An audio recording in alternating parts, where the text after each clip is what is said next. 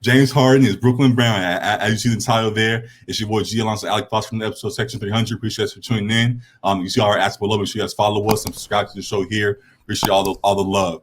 And as I said, I got my Brooklyn stuff on. Alec got his LA Lakers stuff on. Traded a lot on the league. And most importantly, these Brooklyn boys made that trade today, getting James Harden, as well as sending away a few picks and Jared Allen and Karis LeVert and a whole bunch of other things. So, it's a crazy trade that people have been waiting on, and it finally went down today.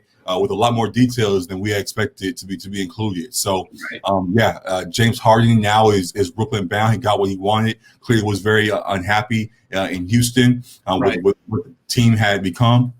But now got his wish. Superstars run the NBA, and he's the next example of that, getting his wish and now being in Brooklyn alongside Kyrie if he shows up and Kevin Durant. So it's a fun day for all the Brooklyn fans out there. So Alec, what do you think about the trade? Yeah, I mean, I guess it's not surprising that it happened today, just after like last night. His performance in the game, because he came in looking like a thick boy as he has been of late. And then if you watch the game at all, it looked like he was kind of just going through the motions, not really concerned about winning. He threw a pass that pretty much was about to go out of bounds that John Wall had to retrieve. Yeah. It's clear that he kind of given up on the Rockets, and in his post game, he had said that he didn't believe the situation could be fixed. And then John Wall and Boogie were talking about how they're fully committed to the team, and if guys aren't committed, that's going to pull away from what the team's trying to accomplish. So it was pretty clear that there's a disconnect there, and that Harden was ready to be moved. So the front office, for the good of the organization, had to pull the trigger, and I guess you could say did right by James, because as you said, he got his wish and got one of the locations he wanted to go to. I think it worked out. What do you think about the return? What do you think about all the pieces that moved around as part of the deal?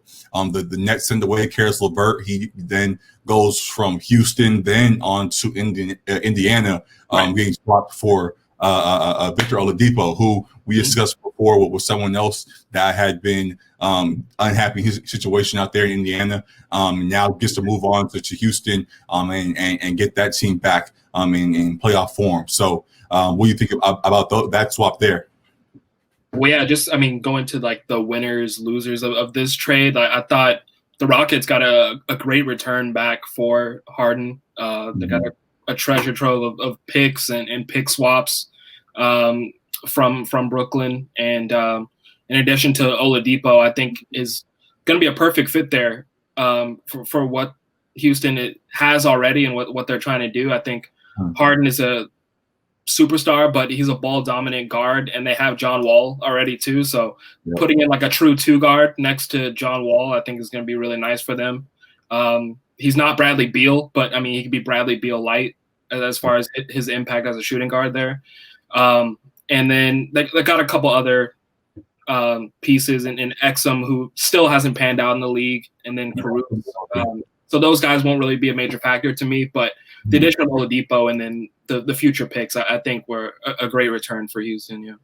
Yeah, I don't think there's really a loser in this trade, this 4-team trade that ended up being. So, everybody got at least somewhat of what they wanted and can benefit greatly from the piece that they have attained. So, in regards to those that you mentioned the Oladipo side, and I like what he brings to Houston now alongside John Wall and those boys. And I like what Karis LeVert now has the opportunity to do in Indiana alongside the guys there as well. So, I think it's a great fit. I think Karis is going to bloom into the star that we all see that he could be in Indiana, with a lot of guys that are very much in their role, waiting for that star to kind of take them to the next level. I think Karis definitely could be that. Oladipo could have been that, but he wasn't happy there. So with LeVert there for the long run, I think he can get them further than Oladipo had taken them so far. So really impressive, and I like the fit there. LeVert's definitely that player that can go get a bucket for himself in crunch time that they need. They already have two all-stars, really, to me, in Brogdon, who's a 50-40-90 guy, and Sabonis, who's an all-star last year, who's been dominant this season. So. And they got Michael Jordan, T.J. Warren over there. He's hurt. Yeah. He's hurt, but definitely a whole lot of nice pieces. Miles Turner, I believe, had a nice game the other day. Well. Yeah. And their bench is very solid as well. So they've always made, for the last few years now, at least, they've had a very solid squad. Just making sure that chemistry clicked and that making sure they're all on the same page has been the biggest thing. I think with LeVert there ready to shine, I think he'll take them where they need to go. So I like the addition there. Yep. I love it there. And then I feel a little bad for Jared Allen, who is going to the Cavs in this trade. The Cavs are getting Jared Allen and Taurean Prince. Jared Allen is like a really good young developing piece who's already shown promise, but hasn't really had the chance to be that like 36-minute a night guy. Like he's kind of been stuck where there's a place where there's already a starting big, and that's another situation where he's going into Cleveland that has Drummond and who plays JaVale McGee and Larry Nance and whoever else at those 4 or 5 spots. So it's kind of like a similar situation to what he was already in Brooklyn, where he's gonna have to like fight for minutes, and he'll probably get his like 25 minutes a night. But I like to see him get an opportunity to be like that starting franchise center or whatever on a team. I think he very well might get the chance to do so in Cleveland. I think that helps add another piece into the rising young core that they have alongside Sexland that we mentioned, Colin Sexton and Darius Garland there. I think having him down low could be a great third piece for them. So eventually, I think Andre Drummond will probably be moving on. Him and JaVale don't seem like pieces that are there for the long run. So with Jared seeming more like a guy that they could build around, if he can't get his minutes now, he definitely will in the future. So it might be rough for a moment, but I think it'll pay off greatly in the near future. So I like what Cleveland did. But at the same time, though, that was the only thing that scratched people's heads for Brooklyn, because trading with Jared Allen doesn't leave a lot of size for Brooklyn down low. Yes, you have the big three. You have Kyrie and James Harden and KD now. Right. But you want to have alongside them, you have DeAndre Jordan, and then you have Nicholas Claxton, who's still developing. I don't even know who that is, to be honest. And pictures illustrate potentially Jeff Green as their center. I mean, he can play the 4, but he can play the 4 for sure. Yeah. But starting center in today's NBA, I'm not too sure about that one. So they have like 3 roster spots available now, I think, because of the exception they got from Dinwiddie being out, and now he's as well. So I'm sure they're gonna find somebody that they can get, or more trades potential on the way. But having Jeff Green right now as your potential starting center still leaves room for other teams to attack them. So we'll see how they manage that. So definitely gonna be fun. I tweeted out prayers to Steve Nash. Major prayers to that man. It's already been enough for him, just trying to handle Kyrie and KD. Now you got James Harden in the building. Hopefully they get that right. Hopefully Mike D'Antoni and I'm blanking on his name, Jock Vaughn, and the other guys on our staff help them out, help Steve Nash. I forgot that D'Antoni's an assistant to Nash.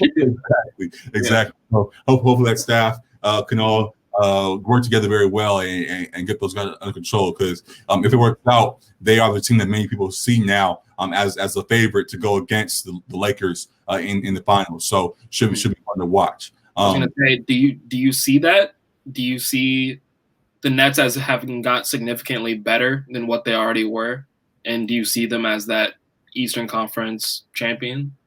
I do see it as a solid jump. The only thing is, as I've now mentioned, the lack of bigs. The 2 other teams that they be going against have bigs. The Sixers have bigs, and Embiid and Simmons, of course, and then Tobias and whoever. They have guys down low attack the paint that could cause the Nets some problems. And then the Bucks, of course, have Giannis and all those guys who live in the paint. So it just depends on how that defense works, and if they can find a way to control that once the playoffs come and guys really start trying to make their way inside. So we'll see. But I definitely do like the threat that they pose. And I think they're right now, I think out loud, the only big 3 in the league. The only like legit like superstar 1, 2, 3 in the league. So I think with that, you definitely have a major threat and should at least be close to. Are they a big three if Kyrie's not showing up? Well, if not, they're still a very good 2. Like, if it's not a big 3, you still got 2 really good guys there. That still should get the job done. So either way, big 2, big 3, however you want to put it, I think they still definitely should be in contention in this playoffs coming up. So what do you think about their threat? My thing is with a big 3, someone always has to sacrifice like a little bit, shots wise, and yes. Well, though there's a couple of things. James Harden and KD have already put together, and yes, they were young. Before they were both superstars.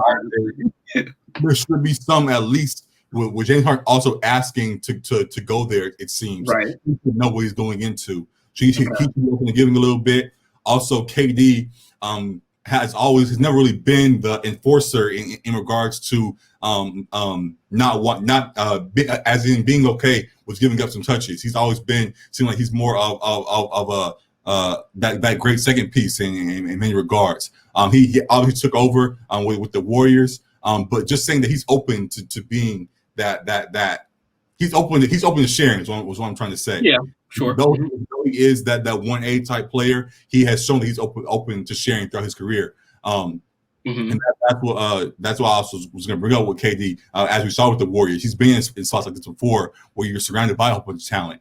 And he has shown it there, though he did step up to the plate and led them in many times. He also showed that he could play that 1A, 1B type game with other superstars as well. And I think he'll do this again in Brooklyn and make it work because he's out for revenge, as he's already shown to start this season. I don't think James Harden's going to come in and slow that down. So I think it'll work out.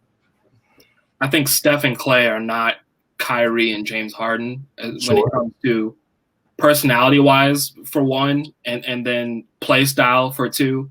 Klay is someone who didn't need a lot of touches in order to be effective. Like he's running off screens, and same with Steph. Honestly, like KD was the focal point of that offense. Steph has that gravity on the court, so he would draw people away from KD and give KD the ability to create. And they did a good job of distributing the ball because of the style of offense that they run as well too with Steve Kerr. I think it's a drastically different situation. One, like Kyrie is, there's not really like a good word to describe. He's kind of an anomaly. So like his teammates have even said like you don't know which Kyrie is like walking in one day and versus the next. So it's hard to like know what exactly you're gonna get, be it professionally, be it where his mind state is at. So I think that's gonna be an issue, but I think also the on-court thing and who like I said, who is sacrificing, because yes, Harden and KD have played together before, but Harden was like a 6-man on that team with the Thunder. And I think it's just going to be, as you said, prayers up for Steve Nash. He's not going to have to do a whole lot of coaching because they're 3 superstars and 2 of them are champions. So they've been there before. But I think like defense is going to be a major problem. They already haven't been defending anybody before the Harden trade. And it's great that you have 3 offensive juggernauts now, but there's a whole other side of the floor that you have to account for.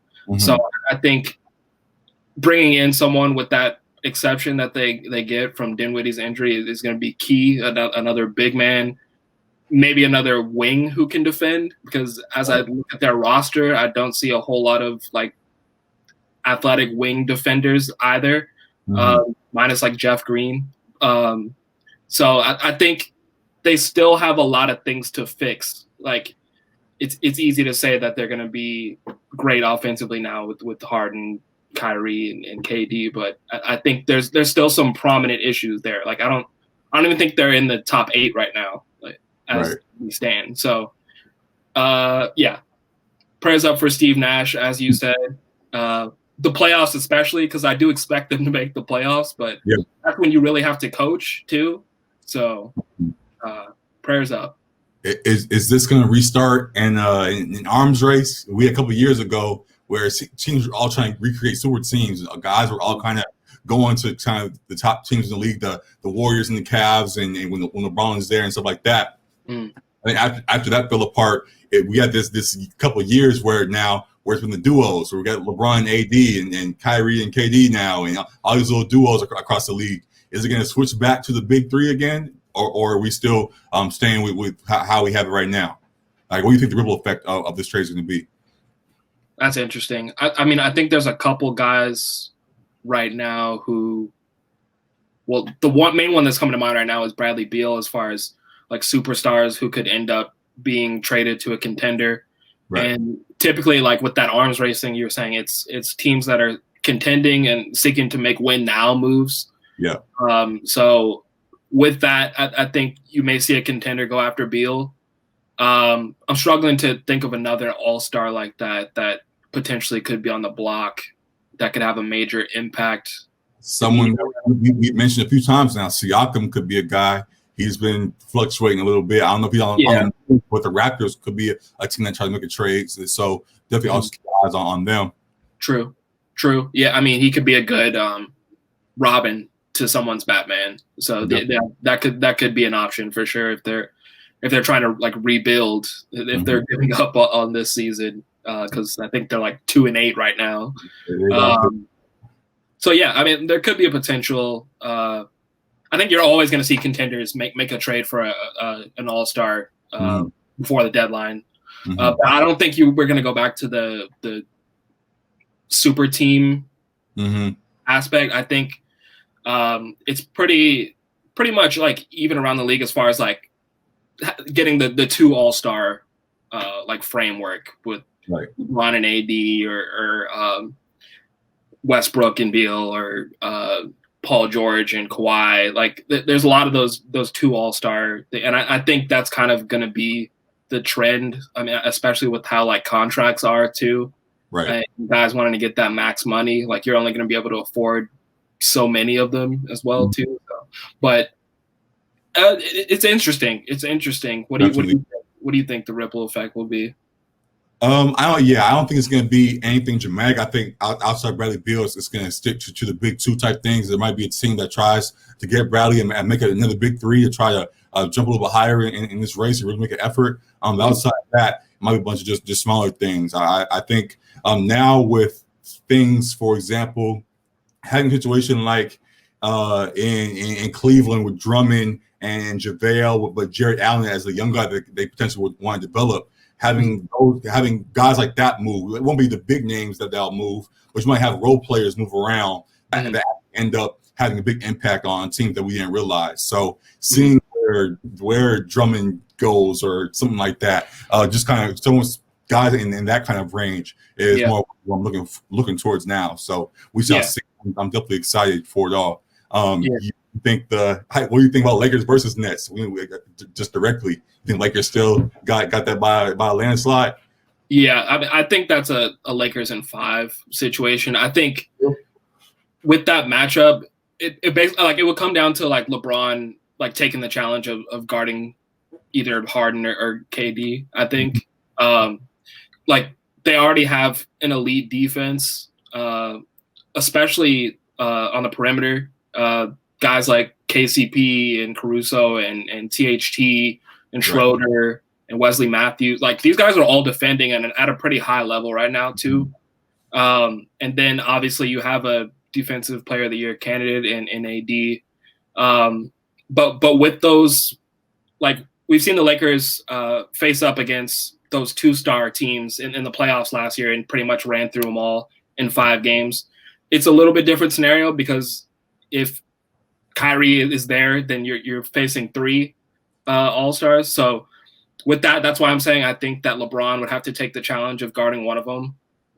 Like, of course. And that's not something he really had to do in some of those other matchups because of how good the team defense was. But I think LeBron would be willing to take that challenge, especially against a Kyrie-led team and a KD-led team. those guys who kind of affect his legacy. Yeah. So yeah, I like a charged up LeBron against the Nets in a finals series. Yeah. It definitely will be a fun series. I know I got Brooklyn on right now. Y'all know that they're my second squad. But once it goes against the Lakers, though, all things are off. So, with the Lakers in that, and I think we still are ahead. So we'll see any other moves get made. You'll see. I mentioned the Magic and guys like the Terrence Ross and people like that. There's guys of that level still keep your eyes on, and we'll see what happens throughout the rest of the league. But yeah, definitely a fun day in the NBA. NBA Twitter went wild with as soon as the news broke. And yeah, it's been fun to watch as people react to the James Harden trade. And we thank you guys for watching our reaction here. So yeah, that's all we have to say about that. We'll be back to talk about NFL playoffs and things very shortly. Appreciate you for tuning in. Again, our ads are down below. IG section 300, Twitter section 300 Sports. Appreciate you for tuning in. And yeah, we'll see you guys again soon. Appreciate you guys. We got you here. Peace. It was